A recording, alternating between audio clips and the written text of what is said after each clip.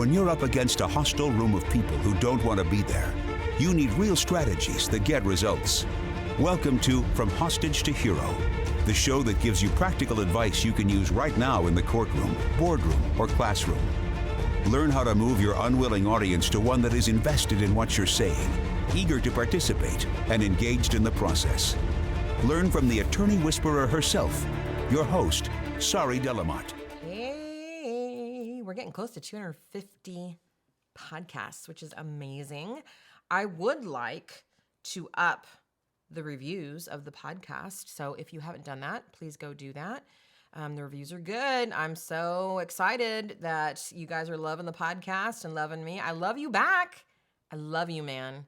If you're walking your dog right now or driving and listening to me, I just want you to feel the Sari love wash all over you right now. I love you. Now, today we're talking about my advice for young lawyers. So I got to tell you that one of my favorite people on earth, who also happens to be one of the best trial lawyers that ever lived and is one of the only people that could call me out and I'd listen to that shit, called me out. And so this podcast is for them, and you know who you are, because I do not normally listen to feedback that I don't agree with, but I ended up agreeing with some of this, not all of it. And anyway, I'm getting in the weeds. But my podcast at the first of the year, the one, if you haven't listened to, about how you have your best life ever, kind of ticked this person off. And the reason for that is because in that podcast, I talked a lot about designing your life exactly the way that you wanted it. And I talked about taking 10 weeks off like I do. I didn't suggest you do that, but I just gave it as an example. I talked about saying no. I talked about have to versus choose to. And the person who called me out was saying, this is not advice that young lawyers need to be hearing right now. Because right now, in this part of their career, they need to be focused. They're going to be working more than they probably ever have in their life. They can't take 10 weeks off. Trial is going to require things of them. And this is just not, they're going to have to do things that they don't, that they have to do. So could you stop giving that advice? And so I wanted to say a couple things in my defense. Not that I need to defend myself with this person because I love them. But first is that I've been on the record, maybe not in that podcast, but I have, if you listen to me throughout the 250 episodes, we're not there yet, but I've been on the record many times in saying, one, that if you are in trial or just starting out, that these types of things don't apply. I mean, every trial lawyer who's an actual trial lawyer will know that you put in long days and long hours and long weeks in trial. It's grueling, and there's no getting out of that. I know as a trial consultant who used to be at trial with my lawyers, and often do that now with my mastermind clients, that it's hard on me as a trial consultant. It's long hours. So I don't want to have given the impression that, oh, this is how you can just be in the world when it's in trial. Again, taking 10 weeks off is something I can do. I'm not saying it's totally out of the realm of possibility for trial lawyers to do. I would love for y'all to start taking vacation at all. That would be a good start. And my definition of have to is, again, even the things that we quote unquote have to do, many of those things we actually don't. But the things that we actually end up having to do, change your mindset and choose to do them because they are in service of a bigger goal. So that's what I mean when I talk about have to. But the biggest thing that I wanted to clarify is our avatar.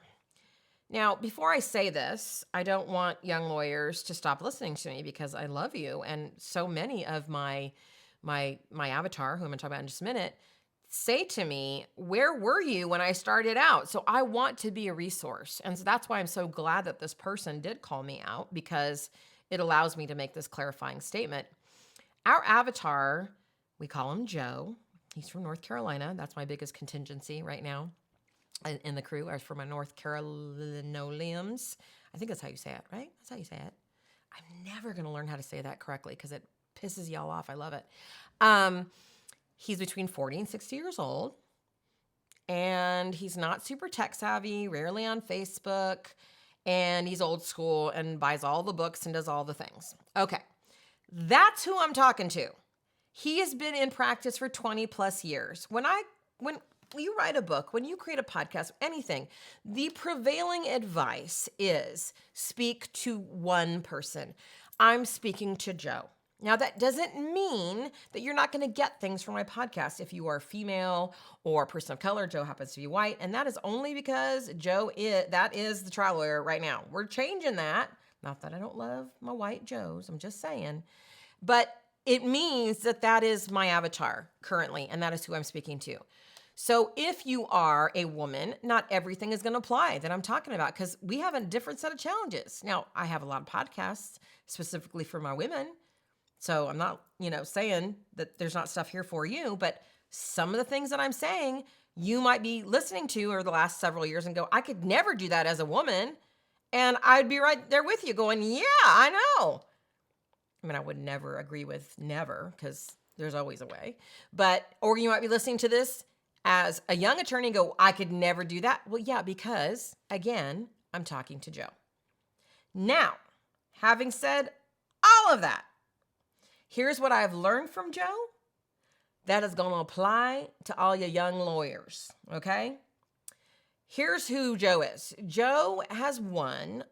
Joe is in this kind of middle place, and he wants to be better, and he finds me, and then his career takes off. But here is also what I've noticed about Joe, is that when he's coming out of this middle place and he finds me and us and our whole ragtag band of misfits, which is Team Sari, he looks like a fucking zombie. He looks like he just came out of a bomb shelter.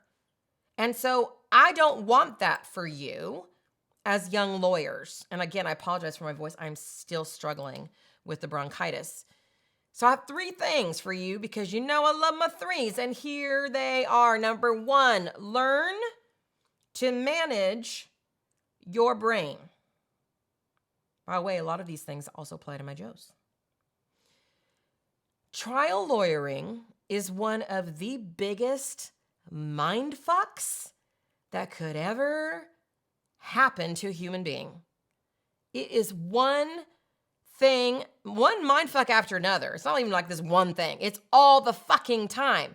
From opposing counsel, from sometimes your staff, sometimes your co-counsel, sometimes your clients, the jury, the judge, all of it is a mindfuck.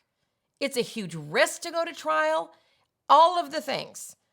So if you don't want to be 20 years in your career and stumbling out of that bomb shelter looking like, you shell-shocked, you will learn now early and often to manage your brain. Now, what do I mean by that? We all have a brain that is amazing. I love my brain. It's my favorite thing about me. But our brains are assholes. They're like little fuckers, man. And they do it for a good reason, right? They want to make sure that we are not going to die. That's primary thing, is don't die. So brains are always on the lookout for anything that could be you're going to die. And unfortunately, brains haven't evolved much past caveman days where, a bear jumps out and eats you. And so any kind of change, anything different, anything risky, the brain is still thinking a bear is going to jump out and eat you. Okay? So in its attempt to do a good thing, which is to keep you alive, it adds all this extra stress and pressure on you as a trial lawyer by making you second guess every last fucking thing. It makes you think that you are horrible. It makes you think that you are stupid. It makes you think that you're dumb. Excuse me. And here's the thing. As a new lawyer, that's even that on steroids. Because, I'm sorry to say it, you are going to do a lot of stupid shit. You are going to be wrong a lot of the time because you're learning. And that is how it is going to be for you as a young lawyer. So what you need to do so that we don't lose you, because we need you, especially women. Women leave trial lawyering in like record numbers. And you know when they leave it? They leave it after their first loss. So we need you. And for order for you to like stay in this mindfuck of a profession, which can also be one of the most exhilarating professions in the world. If it wasn't, I wouldn't be here. This is like exciting shit that you guys do. You have to learn to manage your brain. You have to be able to hear those voices. And here's the big thing. Have your own back. And talk nicely to yourself, because you're going to have a lot of bosses that are not going to talk nicely to you. You're going to have a lot of opposing counsel that's not going to talk nicely to you. You're going to have a lot of judges that are going to dress you down in front of the fucking jury. You've got to be the one person in your world that has your own back, that tells yourself, I could have done that differently. I did miss that, but I'm still a worthwhile person, and I'm going to get this, and I'm going to learn it. Because what you're about to go through, what you're going through right now is going to be fucking hard. Don't make it harder by being your worst enemy. See, here's the big thing that's out there in the trial lawyer world right now. It's this fear of complacency.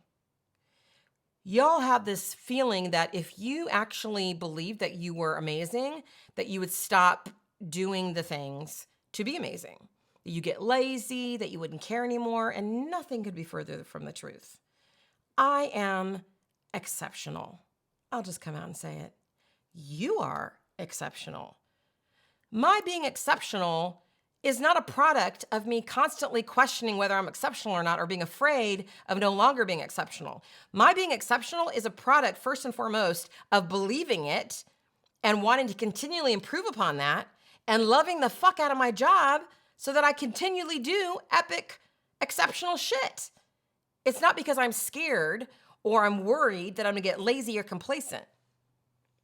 So get that out of your mind right away, that somehow if you believe that you're exceptional, that somehow means you won't learn anything or work hard anymore. And by the way, you believing you're exceptional doesn't mean that you know everything or that you know more than your boss, because you don't. Not yet. You can still believe you're exceptional because you are. Build on that. Number 2, learn to manage your time. Here's the thing. When you work for someone, and I did not mean to give the impression in my first podcast, again, I was talking to Joe, that this is not the case. But when you work for someone, especially as a young lawyer, they own your ass, as it should be, because they're taking a chance on you. They're seeing what you're made of. They have put in their work. They have gotten their stripes. Now, the good ones will be right there in with you, working up until midnight before trial.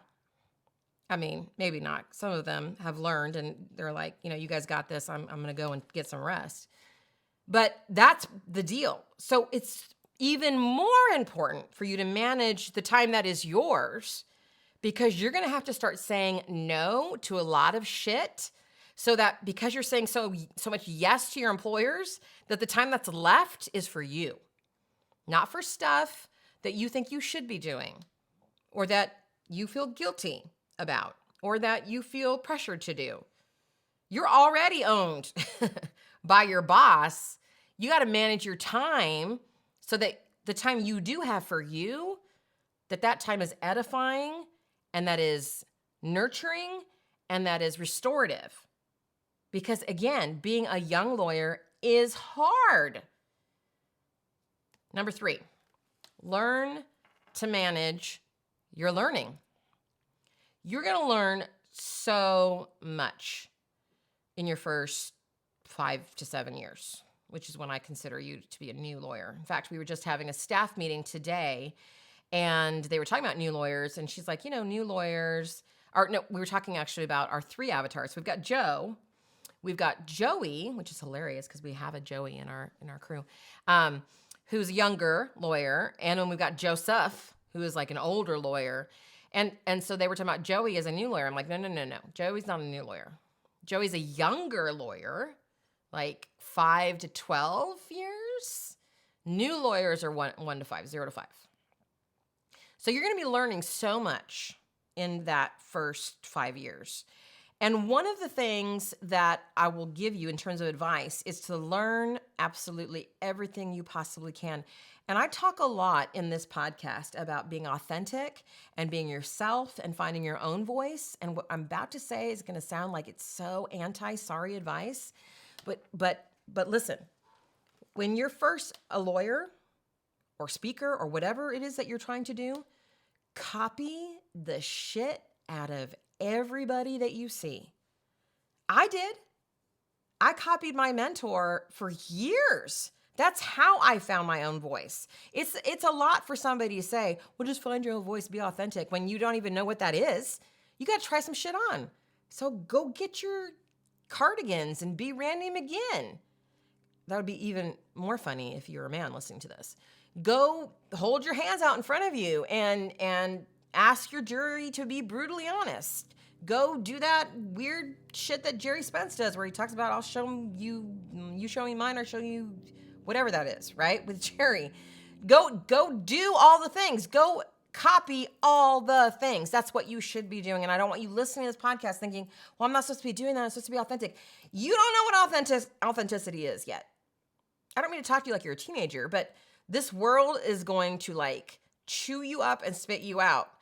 So during that process, while you're earning your stripes, steal shit, copy shit. And I don't mean steal like in the bad way, but like take all the things and go try it and experiment and go, that didn't work. I don't like that. Ooh, I like this with this twist on it.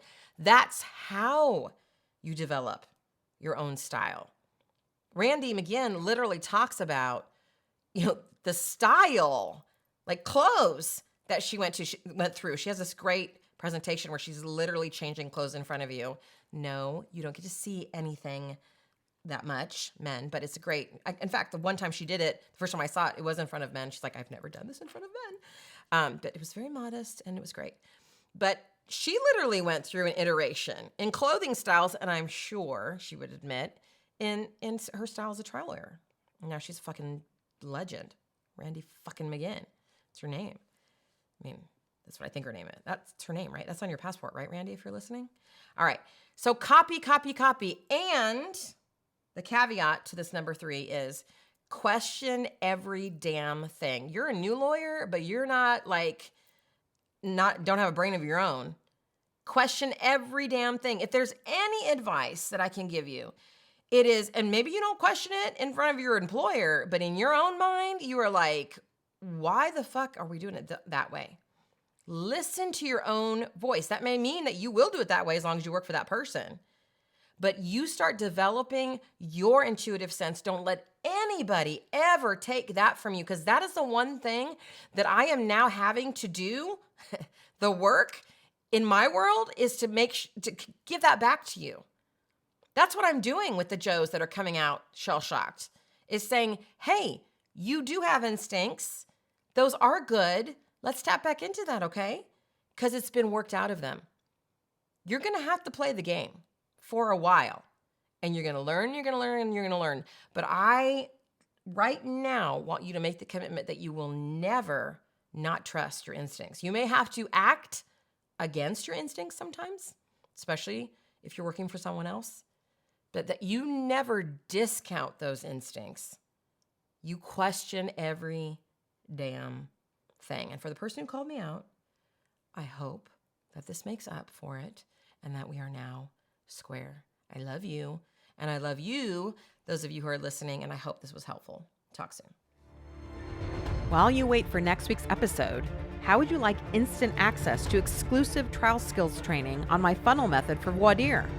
Grab a pen and paper so you can jot down the website address for a brand new 16-minute video that will help you win more cases.